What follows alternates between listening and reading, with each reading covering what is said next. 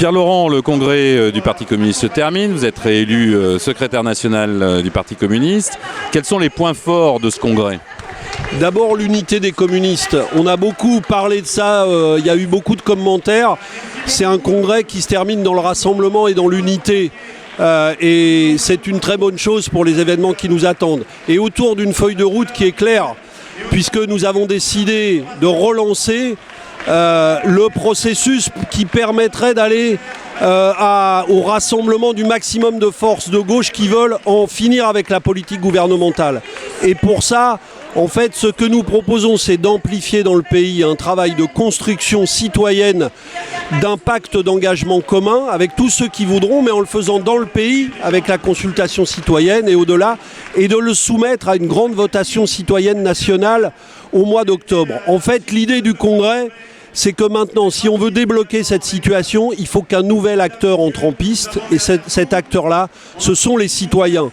C'est à eux de dire, nous voulons ces engagements-là et nous voulons un processus unitaire pour le porter jusqu'au pouvoir. Alors ce congrès se déroule sur fond de mouvement social. Pour vous, c'est une chance. Et comment répondez-vous aux attentes qui s'expriment aussi sur le plan politique ? On l'a vu avec Nuit debout. Comment répondez-vous aux attentes du mouvement social ? Oui, c'est une chance le mouvement social parce que ça veut dire que, au-delà d'ailleurs de la question de la loi El Khomri, ça veut dire que le peuple de gauche, les forces vives, les forces populaires qui veulent le retour de la France dans des politiques de progrès social se sont remises en marche. Elles ont été pendant un moment, il faut bien le dire, tétanisées par la brutalité de la politique gouvernementale. Et bien maintenant, elles ont repris le chemin. Elles se sont libérées de cette idée, oui mais avec un gouvernement de gauche, est-ce qu'on peut descendre dans la rue ? Non, maintenant les gens s'y sont mis. Et il faut donner des prolongements à ça.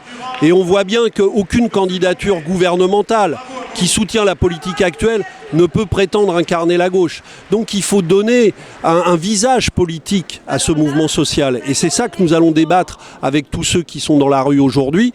Évidemment d'abord, et c'est là-dessus que je commencerai mon discours, en les aidant à gagner cette bataille.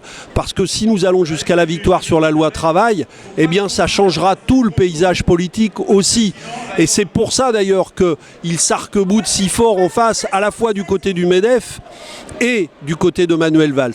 Parce qu'ils savent que leur défaite sur la loi travail serait une grande défaite politique. Alors nous sommes à un an des élections présidentielles, des élections législatives.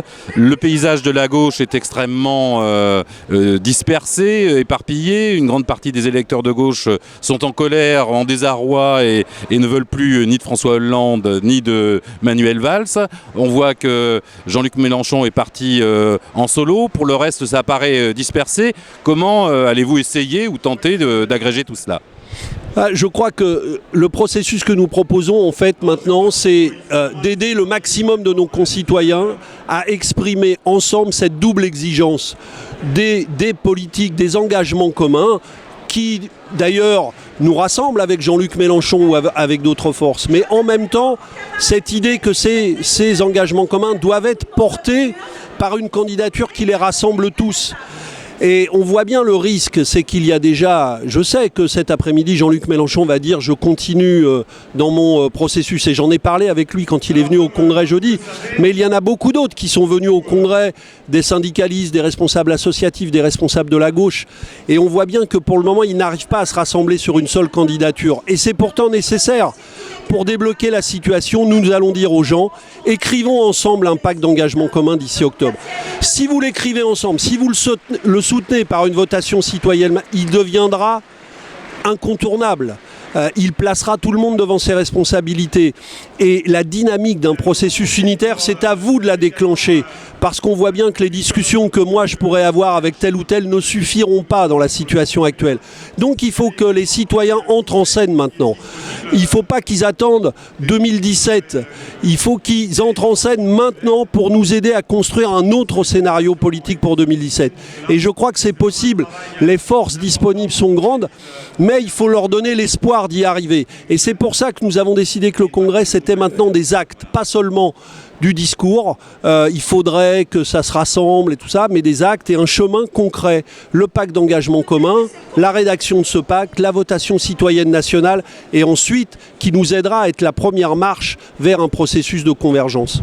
Nous sommes 80 ans après le Front populaire et vous donnez comme perspective un nouveau Front populaire et citoyen. De quoi s'agit-il?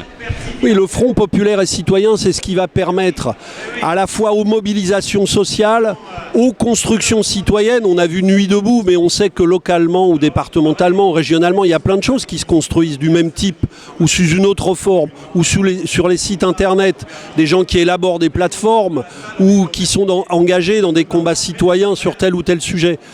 Et aussi à des alliances politiques nouvelles, de s'agréger, donc mobilisation sociale, construction citoyenne, alliances politiques, de s'agréger pour construire un nouveau Front populaire et citoyen.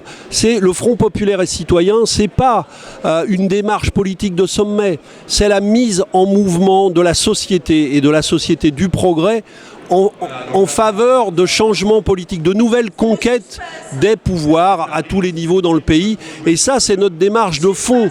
C'est la grande décision du Congrès, incarnée après dans des propositions adaptées aux échéances politiques à venir. Mais ça va au-delà de 2017, le Front populaire et citoyen. Parce que quel que soit ce qu'on arrivera à obtenir de 2017, et même si on était dans une grande victoire de la gauche et de la nôtre, eh bien il faudrait la mobilisation sociale citoyenne pour arracher les vraies victoires derrière, la vraie conquête des pouvoirs. Merci Pierre-Laurent.